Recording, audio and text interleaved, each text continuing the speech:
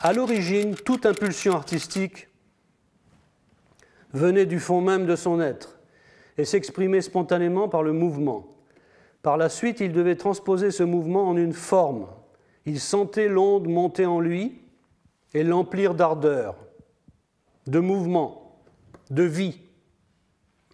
Cela prenait son corps pour organe d'expression.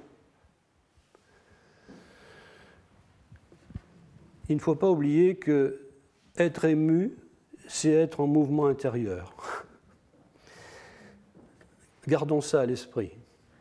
On a souvent des émotions, et les émotions sont liées à des mouvements.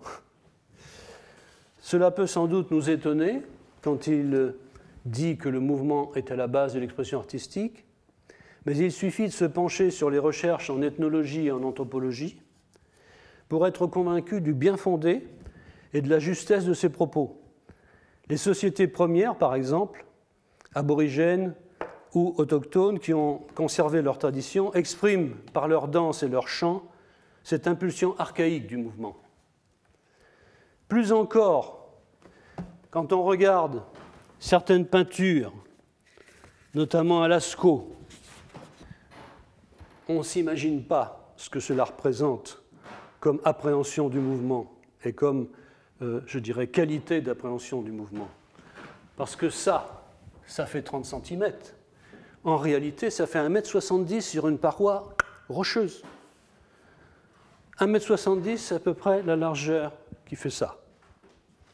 Vous imaginez un auroch peint sur une paroi rocheuse d'1,70 m, une paroi irrégulière, et qui arrive à traduire avec justesse ce mouvement.